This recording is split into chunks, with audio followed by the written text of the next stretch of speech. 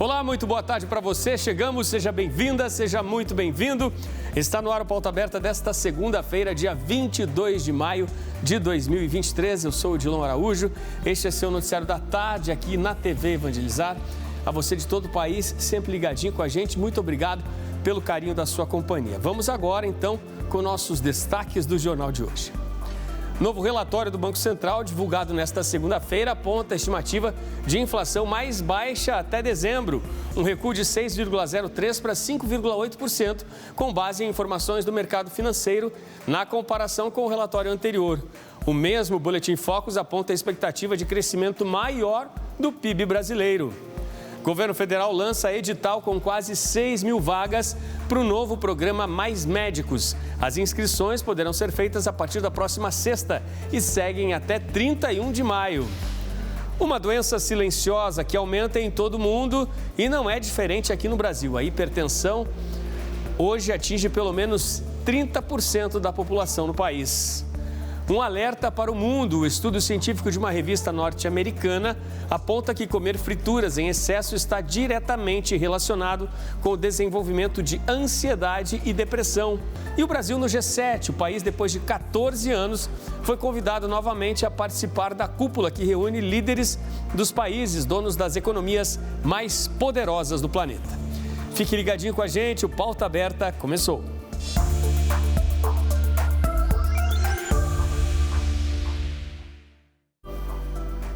Uma nova estimativa do Banco Central aponta recuo nos números da inflação para 2023.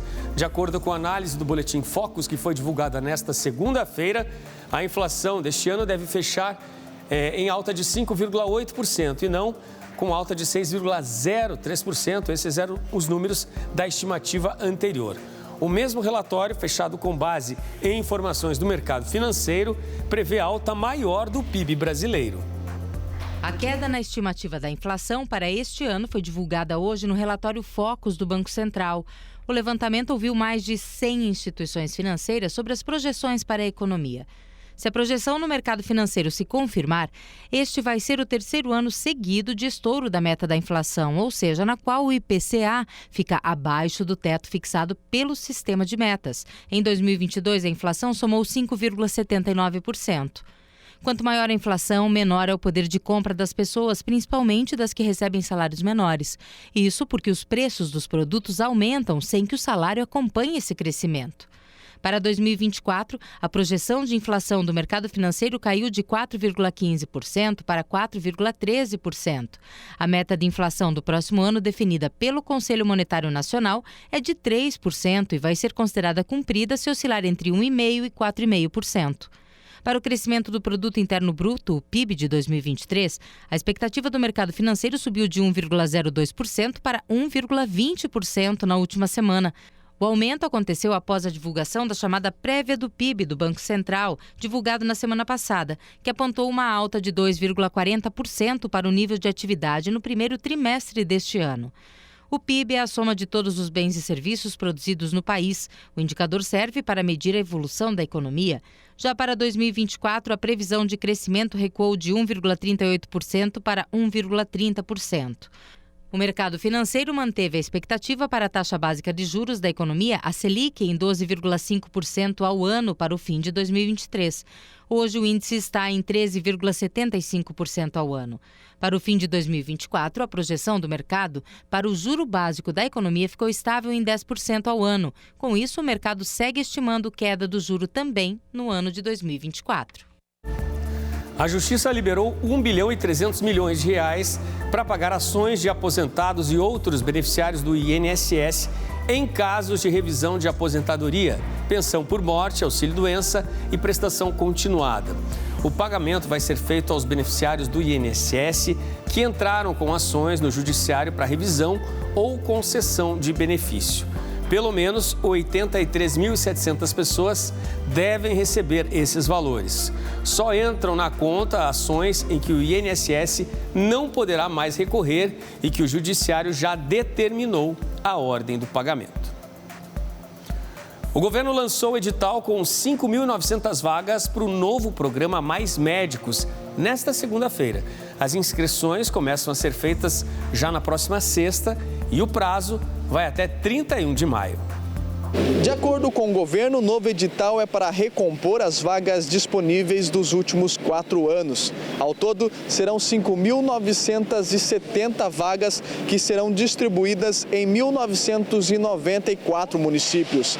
A prioridade é para profissionais formados no país, mas médicos com formação no exterior também serão convocados. Entre as novidades do novo edital estão o tempo de contrato, que mudou de 3 anos para 4 anos, a possibilidade de licença maternidade de 6 meses e paternidade de 20 dias.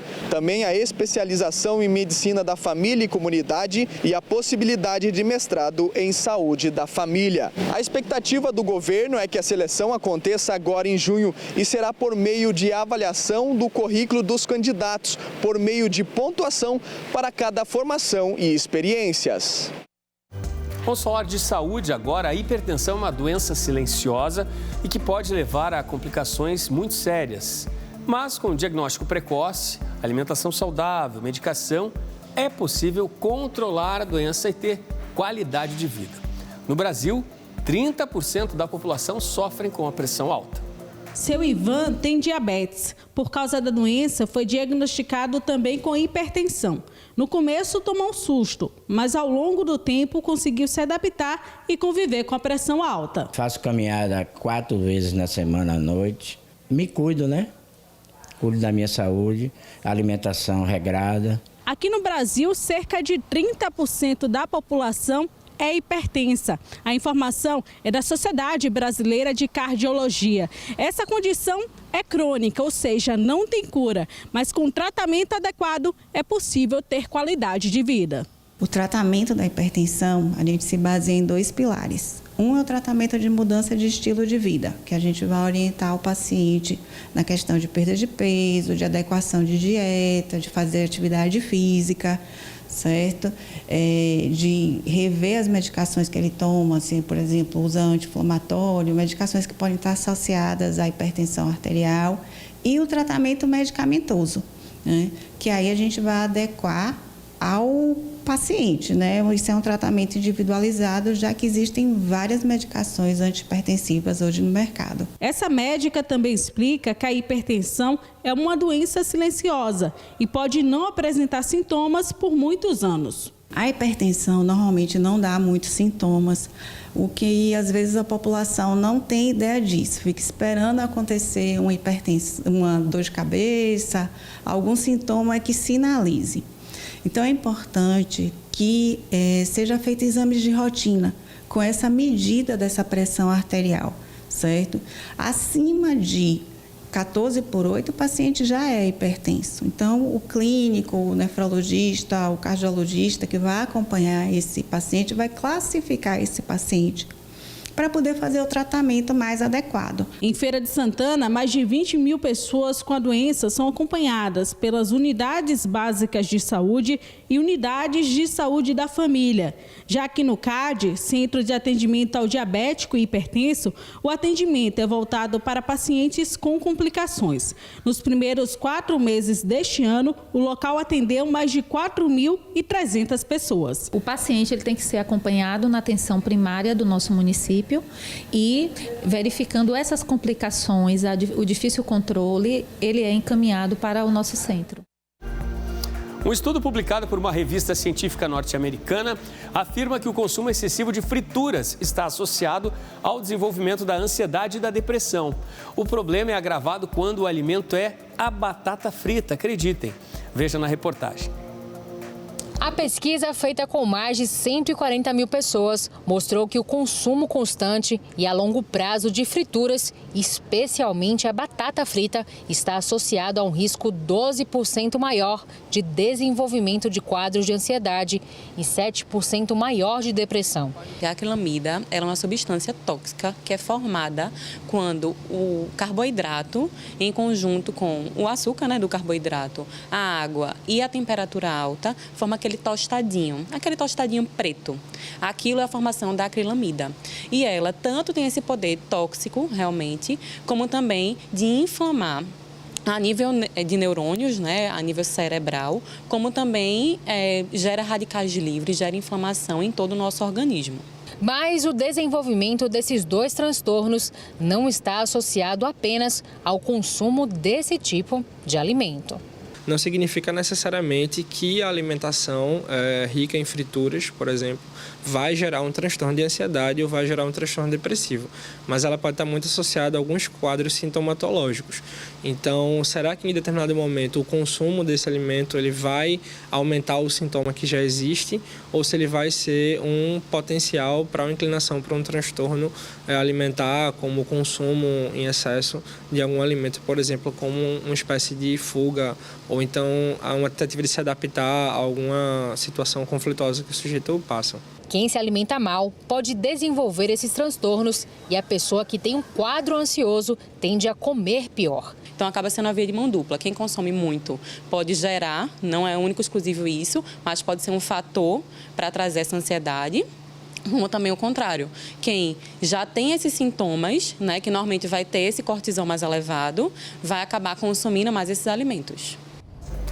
As doações arrecadadas no especial Compromisso de Amor, comandado pelo padre Reginaldo Manzotti, estão sendo entregues em todo o Brasil. Em Curitiba, também elas acabam de ser concluídas. As entregas seguem em maratona. No total, 88 toneladas de alimentos foram arrecadadas, para a alegria de milhares de famílias de 17 instituições beneficiadas em 12 estados brasileiros. No dia 27 de abril, 500 cestas básicas, totalizando 5 mil quilos de alimentos, foram entregues na Paróquia Sagrado Coração de Maria, sede da Dimensão Social da Arquidiocese de Curitiba.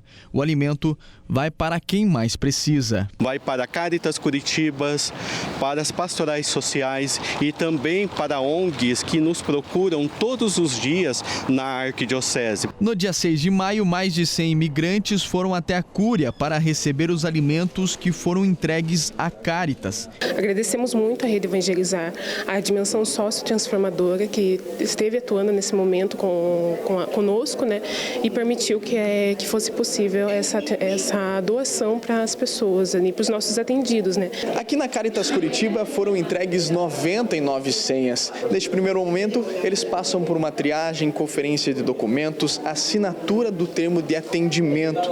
Cada imigrante tem direito a 2 cestas básicas. A dona Reide foi uma das atendidas aqui pela Caritas. O alimento é bastante importante para a senhora nessa hora. Sim, super importante e estava full necessitada, de verdade, do alimento e super agradecida, graças a Deus que, bueno, por esta bendição. Muitos deles estão há tempos no Brasil sem trabalhar. Vim em boa hora, graças a Deus.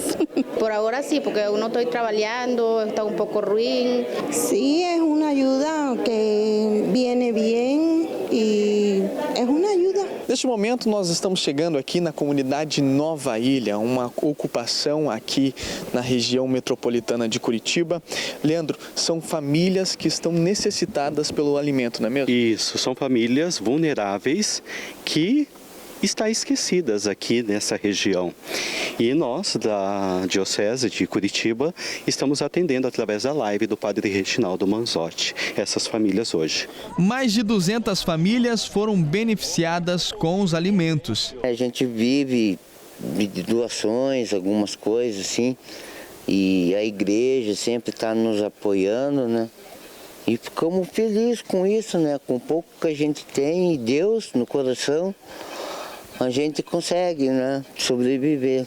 O seu Isaac é pedreiro aposentado e foi com muito suor que conseguiu comprar e agora está pagando o terreno que mora com a esposa e a filha e 2 netos. Muitas vezes o dinheiro não sobra para o alimento. Receber a cesta foi um alívio no bolso. Para poder inteirar o dia a dia da gente, a gente cata alguma reciclagem para poder salvar o que falta, né? Veio em boa hora, graças a Deus, que pegou o armário lá vazio. Vamos para o intervalo, gente. No próximo bloco, hoje é dia de Santa Rita de Cássia, em Maringá. Uma programação especial foi preparada. As celebrações começaram de madrugada e vão até a noite. Você vai ver também um susto em Curitiba. Um balão caiu nos fios da rede de alta tensão. Um susto para os moradores. Fique ligadinho com a gente, o intervalo é rápido e voltamos já.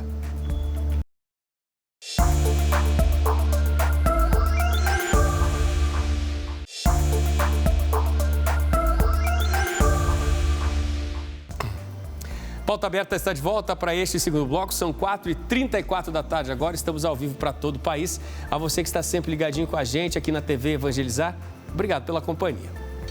Hoje, 22 de maio, é celebrado o dia de Santa Rita de Cássia, a santa das causas impossíveis. Em Maringá, as missas no Santuário de Santa Rita começaram de madrugada. Uma programação muito especial foi preparada para esta segunda-feira.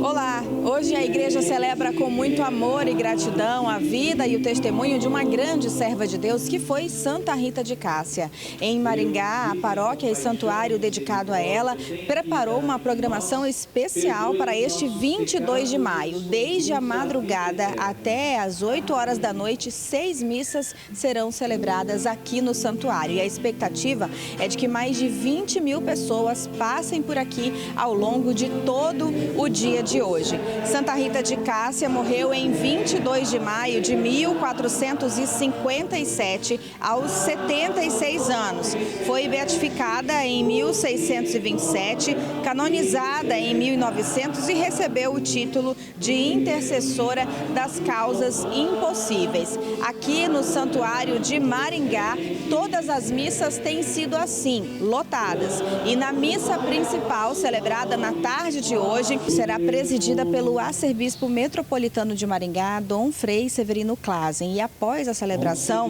será realizada uma grande homenagem a Santa Rita, com pétalas de rosa, diante da grande imagem que fica em frente ao santuário. Mas ao longo do dia, como eu falei, serão celebradas 6 missas. Elas começaram pela madrugada e vão até às 8 horas da noite deste dia 22 de maio. E mais de 20 mil pessoas são esperadas aqui no Santuário de Maringá. De Maringá, Luciana Macedo para a TV Evangelizar. Um dia muito especial. Mudando de assunto, gente, o 13º salário vai sair mais cedo para aposentados e pensionistas do INSS. O Lucas Marconsoni traz os detalhes. São mais de 62 bilhões de reais que devem cair na conta dos beneficiários. O governo federal anunciou que vai antecipar o pagamento do 13º para os beneficiários do INSS. Ao todo, serão 62,6 bilhões de reais. Recebem um abono os segurados e dependentes da Previdência Social que durante 2023 receberam auxílio por incapacidade temporária, auxílio acidente, pensão, aposentadoria, pensão por morte e auxílio reclusão. O calendário de pagamento da primeira parcela do 13º para quem ganha até um salário mínimo começa dia 25 de maio, sempre de acordo com o último número do NIS. Já para quem ganha acima de um salário mínimo, o pagamento começa dia 1º de junho. Terminou no fim de semana em Hiroshima, no Japão, a cúpula do G7, o encontro entre os líderes dos países considerados aqueles com economias mais fortes do mundo. Esse encontro foi marcado no fim de semana também pelo desencontro entre aquele encontro que ocorreria entre Lula e o presidente da Ucrânia, Volodymyr Zelensky. Pandemia de Covid-19, mudança do clima, riscos de faltar comida, uma guerra na Europa e ameaças à democracia. O conjunto de crises enfrentadas hoje pelo mundo foi lembrado pelo presidente Lula na primeira reunião da cúpula do G7 com os países convidados. A sessão foi a portas fechadas. O presidente defendeu que o Estado atue como indutor de políticas públicas que garantam direitos fundamentais e bem-estar coletivo. Lula também disse que não adianta chamar os países emergentes para resolver crises sem que as suas preocupações sejam atendidas e sem que eles estejam adequadamente representados em órgãos de governança global, como o Conselho de Segurança da ONU. Na segunda sessão de debates, também realizada a portas fechadas, o assunto foi esforços conjuntos para um planeta resiliente e saudável. Além das 2 sessões da cúpula do G7, o presidente Lula teve 5 reuniões reuniões bilaterais neste segundo dia em Hiroshima. Uma delas foi com o primeiro-ministro do Japão. Após o encontro, Fumio Kishida anunciou o início dos procedimentos para isentar de visto os brasileiros que queiram visitar o país asiático. O Japão também anunciou um empréstimo de cerca de R$1 bilhão para apoiar o setor de saúde no Brasil. No encontro, Lula demonstrou o interesse em estreitar ainda mais a relação com o país. Eu acho que a possibilidade de Brasil e Japão estabelecer uma relação mais produtiva, eu diria, não apenas do ponto de vista comercial, mas do ponto de vista cultural, do ponto de vista político, do ponto de vista da ciência e tecnologia. Meio ambiente foi o tema que prevaleceu no encontro com o presidente da Indonésia. Lula defendeu a formação de uma aliança entre países com grandes populações e florestas. O presidente também se encontrou com a diretora-geral do Fundo Monetário Internacional, o FMI. No fim do dia, foi a vez do presidente se reunir com Emmanuel Macron, presidente da França. A última bilateral do sábado foi com o primeiro-ministro da Alemanha. O número de acidentes com raios no Ceará está em alta. Neste ano, o estado tem registrado um aumento dessas descargas elétricas que causam prejuízos, e representam um risco fatal. O Corpo de Bombeiros reforça a importância de tomar medidas de segurança para evitar os perigos à saúde, à vida durante as tempestades. A destruição de parte desta casa se deve a um raio que caiu sobre o imóvel em Jijoca de Jericoacoara, município a cerca de 300 quilômetros de Fortaleza. Além dos danos materiais, 3 pessoas ficaram feridas, 2 mulheres e uma criança. Apesar de possível, uma descarga elétrica atingir uma residência é muito raro. O fato do raio cair se refere à questão física daquela região, da parte elétrica, da concentração de cargas na nuvem ou na terra, que infelizmente culminou que caísse numa casa.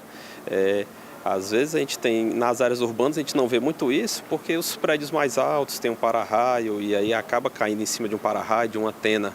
Mas realmente num descampado ou numa área de casas menores, pode cair realmente em cima de uma casa. Até agora, a Enel Ceará já contabilizou 260.061 raios em todo o estado em 2023. Esse número supera e muito os registros de raios durante todo 2021, que teve pouco mais de 97 mil, e os mais de 181 mil em 2022. Existem raios em todas as regiões. O período mais propício é o período chuvoso. Nós estamos no final do período chuvoso, e os raios eles acontecem mais em períodos de transição de seco para úmido, Então, aqueles dias que você tem uma sequência de dias secos, com bastante sol, e de repente entra uma nuvem, mesmo que isolada, é aí que tem os raios. Outro caso que chamou muita atenção dos cearenses foi de um carro que foi atingido por um raio enquanto trafegava na CE 040. Isso foi no mês de abril. O carro ficou completamente danificado, mas o motorista, ele conseguiu sair ileso. A gente acreditava que o carro era um lugar muito seguro para estar, e realmente é. Ele funciona como uma gaiola de Faraday. A carcaça protege o motorista e quem está dentro, muito embora, muitas vezes, o carro fique completamente danificado. Dos males, o menor. Foi exatamente isso que aconteceu também em Jijoca de Jericoacoara. A casa recebeu a descarga elétrica, foi danificada, mas felizmente as pessoas saíram com vida. Se a descarga tivesse sido diretamente nas pessoas, a chance de sobrevivência era nula. Em caso de tempestade, o que devemos fazer dentro e fora de casa para evitar ser vítima de uma descarga elétrica é muito simples. Na residência, evite o uso de aparelhos conectados à tomada, como os celulares, tablets, ferros elétricos e tantos outros. Evite também o uso de chuveiro e torneiras que são ligadas à eletricidade.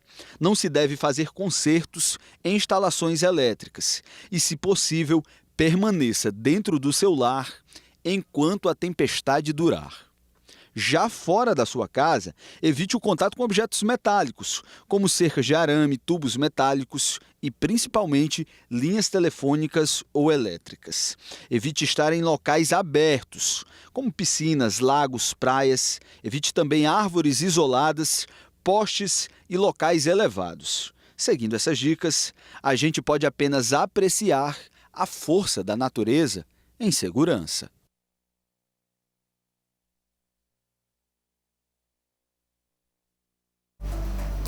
Vamos falar agora de um assunto que para muitos pode até ser diversão, mas na verdade é um grande perigo nas cidades. Além disso, é o crime, soltar balões. Olha essa imagem aqui. Isso aconteceu em Curitiba, um balão caiu na rede elétrica, né? Um susto para os moradores e por muito tempo eles ficaram sem energia elétrica. O imenso balão caiu sobre a fiação elétrica na noite de domingo, perto do Jardim Botânico, em Curitiba. O balão foi destruído pelo fogo e essa queda provocou curto-circuito após contato com os fios de alta tensão. Um susto pelo bairro. Os moradores ficaram por quase 1 hora sem luz. Policiais militares bloquearam a rua devido à explosão na rede elétrica. Por sorte, ninguém ficou ferido. Desde 1998, de acordo com as leis brasileiras, fabricar, vender, transportar e soltar balões é crime. Uma pequena comunidade religiosa da capital paranaense recebeu a imagem de Nossa Senhora do Mel. Você consegue imaginar quais as características dessa imagem? Dizem os fiéis que saem lágrimas, mel e azeite. Os fiéis visitaram a imagem numa demonstração de fé, com muitos pedidos e agradecimentos. No mês mariano, uma visita atraiu fiéis a uma pequena comunidade católica do bairro Sítio Cercado, em Curitiba. A Casa de Missão Filhos da Misericórdia recebeu a imagem de Nossa Senhora do Mel. Feito de gesso, o ícone tem emocionado os devotos de Nossa Senhora por verter água, azeite, sal e mel. A imagem veio como um presente de Portugal para uma moradora de Mirassol, no interior de São Paulo, devota de Nossa Senhora de Fátima. Desde 1994, o fenômeno de verter mel, lágrimas, sal e azeite acontece. E desde então, a imagem peregrina por todo o Brasil. Os fiéis afirmam: muitas graças são alcançadas a cada visita de Nossa Senhora do Mel. O ícone atualmente está aos cuidados do padre Oscar Donizete, em São José do Rio Preto, São Paulo, e tem peregrinado por todo o Brasil desde que o fenômeno de verter elementos citados na Bíblia começou. A imagem já passou por restauração e estudos foram realizados. Segundo os especialistas, o líquido que verte é único, não havendo qualquer registro com a mesma composição no mundo. Se a ciência não explica, para os fiéis, o mel vem como fonte de cura e graças, e todos querem estar perto, ver com os próprios olhos, fazer um registro do encontro e levar um pouco do mel ofertado pela Mãe de Deus. Só agradecer da senhora pela saúde e pela vida que a gente tem, né? Nem sei como explicar, mas é uma emoção muito grande. Fiquei conhecendo agora, mas foi um amor à primeira vista. Estou muito doente, eu sei que Nossa Senhora tem um milagre para mim. Tenho certeza disso. Fé, devoção e muitos pedidos marcam o encontro dos devotos com esta imagem de Nossa Senhora de Fátima, carinhosamente chamada de Nossa Senhora do Mel. Há 29 anos, Nossa Senhora do Mel cativa mais pessoas que buscam não ter uma resposta científica, mas sim sentir a presença de Deus pela doce imagem de sua mãe. Emocionante esse encontro em Curitiba. Gente, Pauta Aberta está ficando por aqui. Obrigado pela sua companhia. Ótimo fim de segunda-feira. Temos novo encontro marcado para amanhã aqui no Pauta Aberta. Tchau, tchau.